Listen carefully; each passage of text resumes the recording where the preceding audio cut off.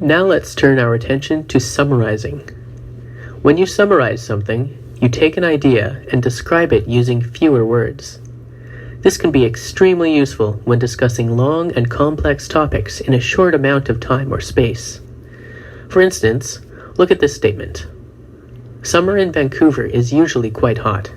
In fact, there have been water restrictions in recent years because it rains so seldom. This year, however, the weather has been much rainier, and the temperatures have been remarkably cooler than previous years. What if I wanted to discuss this using fewer words? I could shorten the example to something like this. Here we have reduced the text down to the most important ideas. And when we summarize information, we usually also change the vocabulary.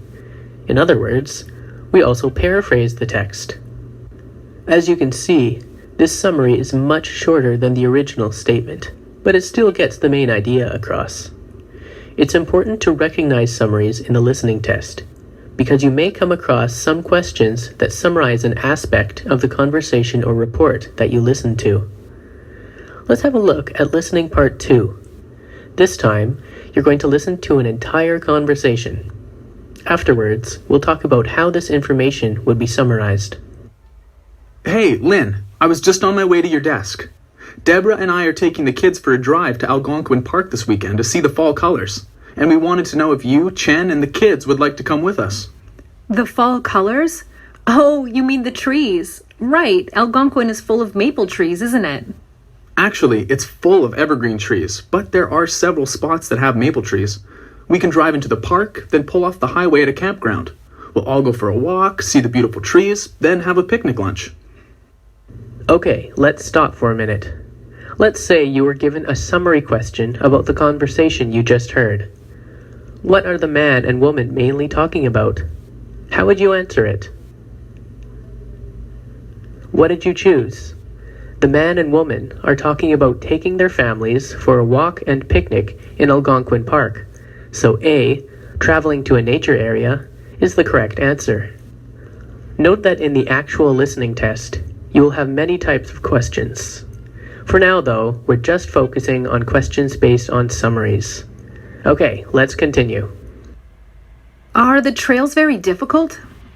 Chen's not the greatest athlete, and our kids are still small. Do we need to worry about bears and snakes? If we keep to the trails, I don't think we'll have to worry about bears or snakes. Some of the trails are difficult, but some are easy. Deborah's okay with animals, but I know she isn't fond of heights. So we don't want one of those lookout trails that take you up to the top of a cliff. A trail beside a lake would be nice, and I know Deborah would like that too. Ever since we moved, I've missed seeing the water every day. How long of a drive is it? A couple hours. More, depending on which trail we pick. I say we make a day of it. Leave early Saturday morning, get back late Saturday evening. Why don't you come over to my desk on your coffee break and we'll take a look. Choose one that suits both of us. Let's stop one more time. Think about how you would answer this summary question. What did you choose? The man and woman are talking about possible things they can do in the park, such as walking on trails. So D, activities in the park, is the correct answer. Now let's finish the conversation. Okay, it sounds wonderful.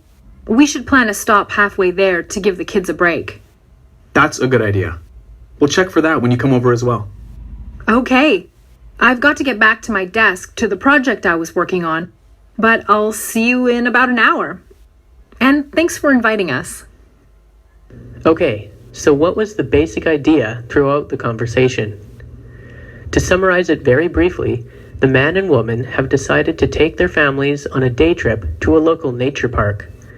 Now here's a question about the entire listening part. What is their conversation mainly about? Which one would you choose? The phrasing here indicates that this question is about a summary of the situation. We know that the main idea is about the man and woman taking their families for a trip, so B, a day trip, is the correct choice. Now let's look at a clip from listening part 6. You may find this one a little more challenging. Listening part 6 is one of the hardest parts of the test.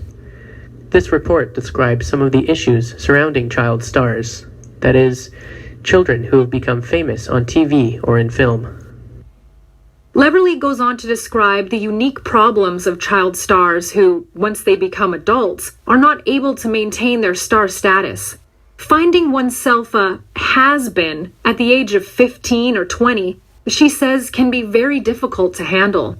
One might point out that child athletes are similarly exposed to the pressures of performance. Female gymnasts and figure skaters in particular tend to be relatively young, but two wrongs don't make a right.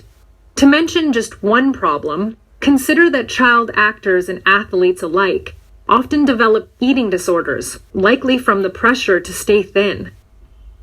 Now here's one of the questions. How would you answer this? Basically, the report we just listened to describes some of the issues surrounding child stars, and how these are similar to the issues of child athletes. Therefore, we can tell that A, to be similarly problematic, is the correct answer. To review, paraphrasing is when we use different words to say the same thing.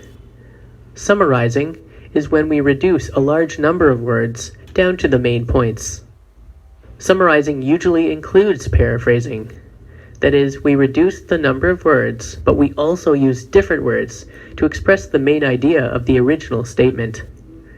As you can see, these two concepts often go hand in hand. The ability to recognize paraphrases and summaries will greatly help you on the listening test.